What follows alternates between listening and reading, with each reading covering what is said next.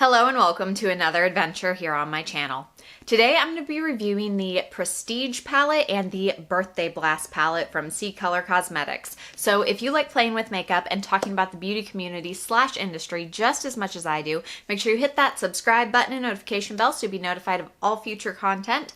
I post on Tuesdays and Fridays and try to do bonus content whenever I can. A while ago I reviewed two other palettes from Ccolor, the Frost and their Clay palette, and what I learned from reviewing these palettes and trying these out is that their brand seems to be a little hit and less of a hit. So I liked this format of reviewing two of their palettes at once to figure out, are they any good? Which ones are the really good blow it out of the water palettes and which ones are just okay. So they were nice enough to send these to me in PR, but PR free makeup does not necessarily buy a good review, but I do try to only accept PR that I think I'm going to enjoy and want to share with you guys. And after my experience with these palettes, especially the Frost, still loving this, I thought I would enjoy these. And there are things I really enjoy about them and a few things I don't. So let's go ahead and get into reviewing these two palettes. I'm going to start with the one I am wearing today, the Prestige palette. This is a dupe of Anastasia's Soft Glam, as you can see.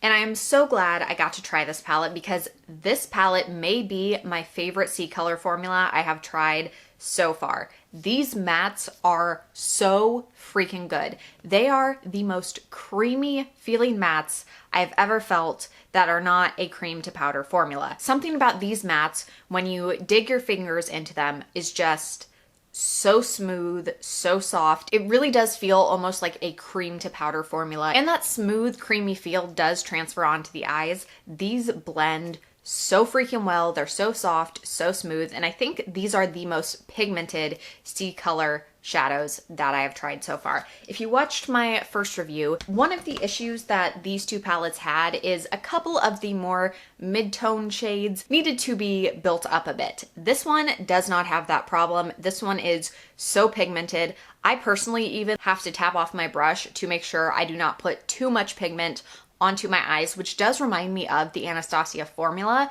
but I find the Anastasia formula is much more powdery, whereas these are more creamy. Unfortunately, these mattes do have a lot of kick up in the pan. Let me grab a brush so I can show you. But as you dig your brush in there, yeah, you can see there's a lot of kick up in the pan. But it doesn't transfer into fallout on the face. Now, when it comes to the shimmers in this palette, I do also think they are some of the strongest shimmers I have experienced from Ccolor Cosmetics. What I found with this palette is that while the mattes performed beautifully, the shimmers do need a little help. These I do find still need some help. They're not great with just a dry brush, but if you wet your brush or use your finger like I did today, they are some of the strongest shimmers from Ccolor. Now, compared to Anastasia, they're not that. They are not that intense, metallic, like over-the-top, bam type of shimmer. But I know not everyone wants that all the time, and maybe if you really like the colors of Soft Glam, but you don't want such an intense shimmer, then maybe this would be a good option for you. I also like that this palette has really large pans. I know I am the person who has literally never gone through an entire shade in an eyeshadow palette, but I am constantly like fearful that if I love a palette too much, I'm just gonna run out of the shades really quickly. So I do appreciate larger pan sizes. So in comparison to like the Frost palette, which I would consider like normal pan sizes, these are noticeably bigger. And I think overall, this is probably one of their biggest hits formula-wise as a brand. If they just used this formula across their brand, wow. Wow. I really like this formula still. I know I keep going back to this palette, but overall this is a pretty solid palette and I don't have a lot of negative things to say. I think if this is your color story, it's a great price point. I would recommend this if you've been interested in Soft Glam but haven't wanted to pick up the actual Soft Glam. Now, Birthday Blast. This is a dupe of the Kylie Cosmetics Sippin Pretty palette, which was her 21st birthday collection, and it's a freaking gorgeous color selection. I love the color selection in this palette. I'm so glad to finally have these Barbie pink type of shades in my collection. I've been craving some pink shadows for so long that this was really exciting to add to my collection. And between the two, this is the one I've been reaching for more just because this is more my color story than the Prestige palette. Unfortunately, I don't think the formula is quite as good as the Prestige palette. That doesn't mean it's a bad formula. In fact, it really reminds me of the formula in the Frost palette. And if you saw my review of this palette, you know I freaking loved this formula, but this one is just a step up. This one actually is not the same formula as the Frost palette, but I had to check their ingredients to see that they perform very similarly. This one I think has a little bit more kick up in the pan, but splitting hairs there, especially like this pink. Yeah, as you can see, it kind of flies everywhere a bit. I even got some of this pink over in this shade, which is slightly annoying. These do blend really well, but I find some of the matte shades, more of the mid-toned colors, do need to be built up a little bit to get to the intensity I want. These darker shades don't really have that problem. The light shade doesn't. This intense pink really doesn't, but this shade, this shade, this shade, more of those mid-toned type blending crease shades do need to be built up a little bit, but it's not excessively. It's 2 dips into the pan instead of 1. So it really is something to be aware of, but I don't think it's a make or break thing for the palette. It's not like there are a whole bunch of transition shades in here that can't be used. As far as the shimmers, most of these shimmers are decent. Now, the thing with these shimmers is you can only apply them with your finger. A dry brush, they're very lackluster. A wet brush doesn't help, but if you use your finger, they do look really nice. Unfortunately, that means you can't really amp them up. You get the intensity you get with these shimmers. There are 2 shimmers in here that I think are really lackluster, and that's this blue shade and this shade right here. I don't know why. They're just hard to pick up, and they don't really want to be intense or shimmery. They do work well under the lash line if you use a densely packed brush, but if you want to use one of those 2 as lid shades, it's probably not gonna look great. That is one drawback with this palette. Personally, they're not the shades I'm really drawn to in this palette, so it's not a huge deal breaker for me, but it is a little disappointing. However, for $10.50, getting 19 really good shades and 2 that just want to be finicky and just lower lash line only shades, I'm not too mad. Though if this blue is what you were really wanting this palette for, it's not worth it. Overall, I have really been enjoying both of these palettes. I think this formula is definitely better. It is a step up, but this is still a good palette. And if these 2 just disappeared from my collection tomorrow, this one I would absolutely 100% repurchase myself to have it in my collection. I'm so happy with it. I'm so happy to finally have these pinks, and I love that they're in a palette with a bunch of neutrals because I am a neutral lover. So this is just a really cool, versatile, add something to my collection, is good quality palette that I am really, really happy with. I am really happy with this one, but I don't know if it disappeared tomorrow if I would go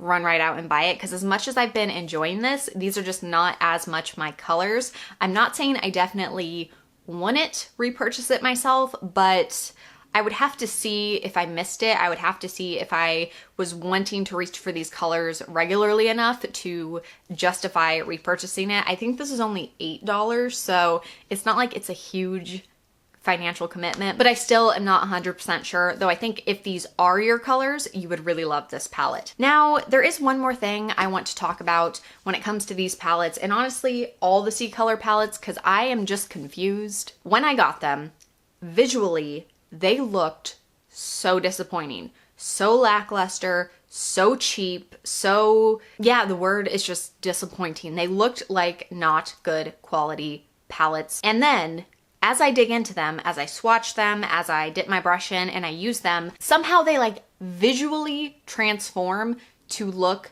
more high-end. I know it sounds crazy, but I noticed that with these 2, that when I first got them, I was like, ooh, did I waste money? And then as I dug into them, they visually became more appealing palettes. I thought the reason it happened with these is because once I experienced the formula, I was like, oh, this is really good. So my brain like tricked itself into seeing it visually more appealing. But when I got these in the mail, they did the same thing, even though I was expecting them to be really good this time. And then, I'm sorry, I forgot to say earlier, but like these two, the first couple times I used these palettes, they were okay. They weren't wonderful. This one was a little better at first than this one, but it was just a little lackluster. But then as I dug more into the shadows the third, fourth time using these palettes, they really came into their own and started performing really well. So that is true, I think, more across the brand, that the first few uses are just kind of like, it's okay. And then as you dig into them, you're like, oh, these are actually really good shadows.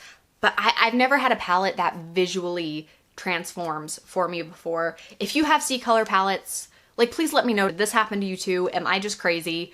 What is going on with this? I don't know if it's in the way they press them.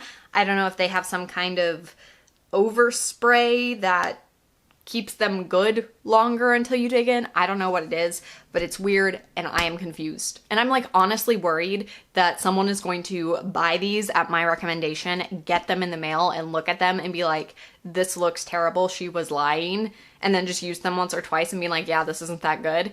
And then not get to the point where they're good and just think I'm a liar or something. And I don't want that to happen. So I just had to put that out there, that these palettes like transform somehow and I don't understand it, and I feel like I'm crazy. I've never had palettes do that before. So let me know down in the comments, like, if you have these, do they do the same? I'm confused. But overall, to sum it up, I do enjoy both of these palettes. I have been really enjoying these palettes. I am excited to continue playing with them. If one of these calls to you, then the quality is there, especially for the price.